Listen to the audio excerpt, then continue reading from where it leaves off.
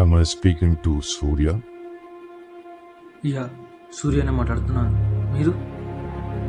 ఇప్పుడు అదంత ఇంపార్టెంట్ కాదు. నిత్యాకి ఏమవుతుందన్నది. నిత్య? నిత్య నీకలా తెలుసు? Who the hell are you man? నేను నన్ను ఫాలో చేస్తావా? Don't try to act smart. నేను ఎవరో నీకు తెలియదు, నా సంగతి నీకు తెలియదు. నీ గురించి నాకు అంతా తెలుసు. ఇన్ఫ్యాక్ట్ నీకంటే బెటర్గా తెలుసు. నేను చెప్పింది వినకపోతే చచ్చిపోతుందిరా.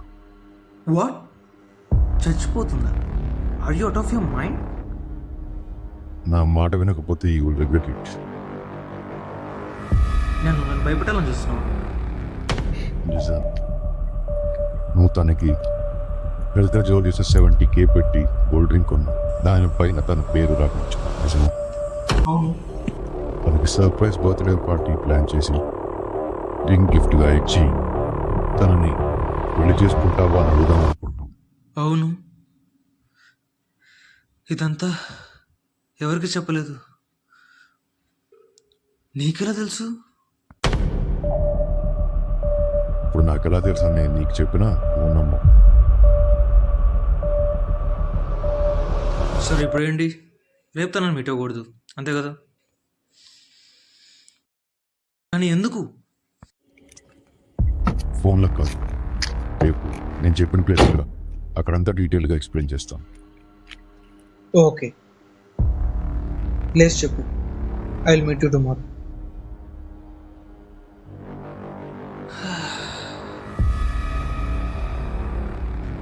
అసలు ఎవడు వాడు? నాకు వాడికి సంబంధం ఏంటి?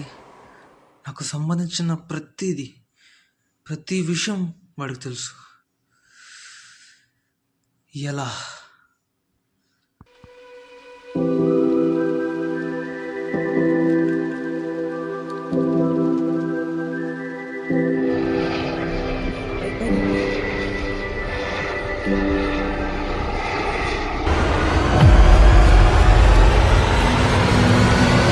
Surya, how are you? Surprised?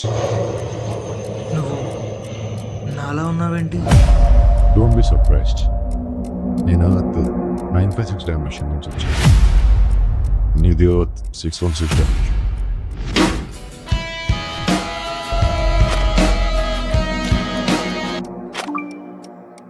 Hello, ఏంటి? నిజమా? ఎప్పుడు? ఛే! అసలు నీ వల్లే. నువ్వు పిలిచావని వచ్చాను. అది కాదు, నువ్వు తప్పుగా తెలుసు. నిజం. నీ వల్లే తన్ని కాపాడలేకపోయాను. నీ వల్లే. ఛే! అసలు Hey, shut up. ముందు నేను చెప్పేది విను, ఆ తర్వాత నీ ఇష్టం.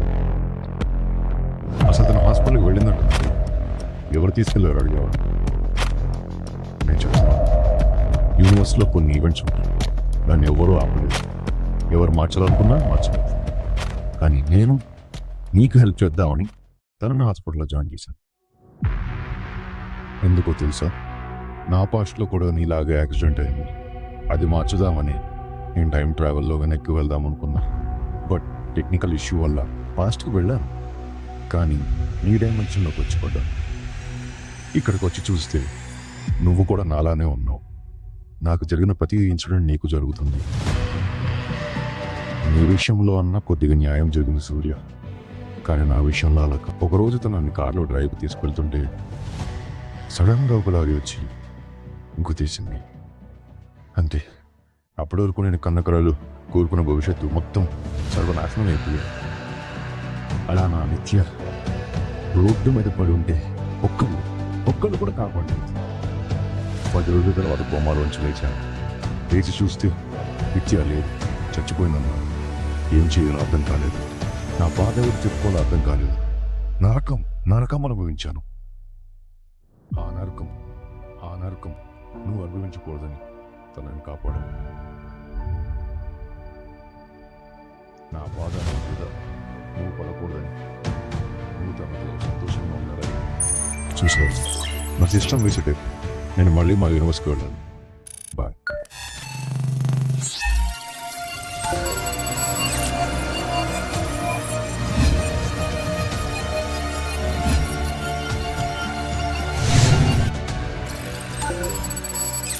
కాలం కలిసి వస్తే మళ్ళీ కలుద్దాం.